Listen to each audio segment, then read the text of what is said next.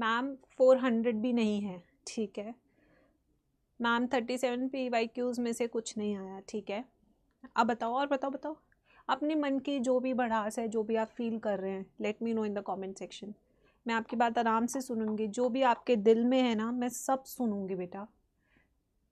जब मैंने पेपर देखा तो मुझे भी पहले लगा कि काफ़ी टफ पेपर है, फिर मैंने फिज़िक्स के टीचर से भी पूछा, उन्होंने भी कहा कि हाँ physics was a unexpected paper.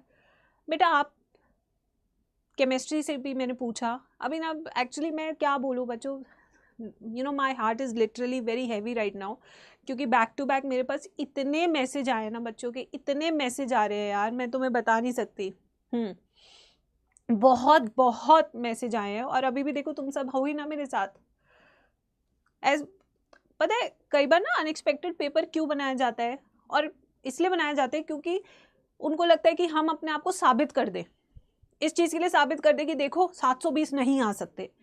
तो I think this was a game of ego, इसमें बच्चों को नहीं कंसिडर किया गया। ये लास्ट ईयर जो पेपर लीक हुआ या कुछ भी हो, उसकी सज़ा इस साल बच्चों को मुझे ऐसा लग रहा है दी गई है।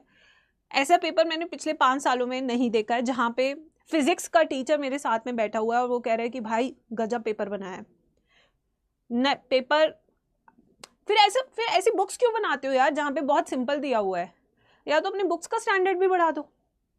मुझे ऐसा लगता है बच्चों कि या तो अपनी बुक्स का स्टैंडर्ड बढ़ा दो। एनसीईआरटी में तुमने बायो में 7 चैप्टर काट दिए, तुमने टॉपिक डिलीट कर दिए, और फिर तुम कहते हो कि हम पेपर टफ बना रहे हो। फिर क्यों सिलेबस भी कम कर रहे हो?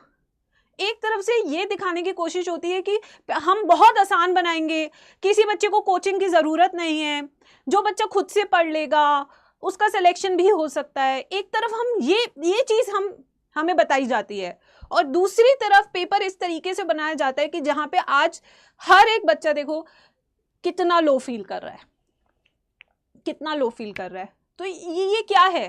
पेपर लीक आपके कारण हुआ पिछले साल, आप वहां पे थे नहीं, क्या क्या प्रॉब्लम हुई सबको सब कुछ पता है, ठीक है। और आज बच्चों अपने ईगो के कारण बच्चों की आपने ऐसी तैसी कर दी। मुझे ये इंसाफ ही समझ नहीं आ रहा। जस्ट बिकॉज कोई बच्चा 720 ना ला पाए, आपने एक आम बच्चे की आवाज को भी दबा दिया। कितने ही बच्चे जो ये सोचेंगे कि भाई अब डॉक्टर बनना तो बहुत मुश्किल हो गया है। यस कितना बच्चों, कितना मतलब मैं कभी सोच भी नहीं सकती थी कि इस तरीके से भी कोई बॉडी ऐसा कर सकती है। ये मेरी सोच से बाहर है। This is beyond my thinking कि ऐसा भी किया जा सकता है बच्चों के लिए। एनसीईआरटी का पेपर आपने बनाया, एनसीईआरटी से बायो मान लिया, पेपर इतना लेंथी बना दिया आपने हर तरह का वो क्वेश्चन यूज किया जिसमें बच्चे को टाइम लगता है। आपने पहले टाइम लिमिट कम की, चलो एक्सेप्ट कर लिया, बट जब पहले टाइम लिमिट कम होती थी ना, तब आपके सवाल इतने असर्शन रीजन के नहीं होते थे, आपके इतने सवाल स्टेटमेंट बेस्ड के नहीं होते थे, आपके इतने मैजर फॉलोइंग नहीं होते थे। मैं पिछले 12 साल से पेपर दे रही हूँ बच्चों के साथ, 20 साल की थी तब से नीट की तैयारी करा रही हूँ मैं बच्चों को। अगर पेपर में टाइम कम होता है तो फिर पेपर का पैटर्न ऐसे सेट किया जाता है कि बच्चा 2.5 घंटे में कर सके, बट आप पेपर का पैटर्न ऐसा बना रहे हैं जहां पे स्टेटमेंट बेस्ड क्वेश्चन डाल रहे हैं, तो टाइम तो ज्यादा लगेगा ना। आपने पेपर सेट किए 3 घंटे 20 मिनट के हिसाब से, यस, और आप 3 घंटे का टाइम कर रहे हैं, यस। मैम फॉर्मेलिटीज, हाँ अब ये तो मुझे और बड़ा स्कैम लगता है। 3 घंटे में, अरे वो सिर्फ पेपर के लिए होना चाहिए ना, क्यों आता है इन्विजिलेटर साइन कराने के लिए? उस टाइम पे पहले करा लो, बच्चे को आधे घंटे पहले बुला लो। 12:30 बजे तुम एंट्री दिला रहे हो बच्चे को, तुम 1:30 बजे तक ये सब करा लो, OMR फिल करा लो, उससे उसका रोल नंबर डलवा लो।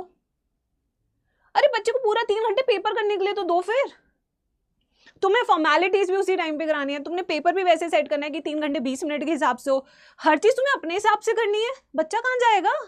या तो सीधा बोलो ना बेटा अब तेरा सिलेक्शन सिर्फ कोचिंग में पढ़ के होगा, क्योंकि आम बच्चा तो नहीं कर सकता, उसने ऐसा सॉल्व किया ही नहीं होगा। आपने PYQs लगाए थे नहीं लगाए थे बच्चों? आप मुझे बताओ चैट सेक्शन में, क्या ऐसा देखा था आपने सवाल? तुमने तो लगाए थे ना, मैंने 5 साल के पेपर आपके साथ लगाए थे, यू नो दिस। अब तुम मुझे बताओ बेटा क्या हमने ऐसे PYQs लगाए थे?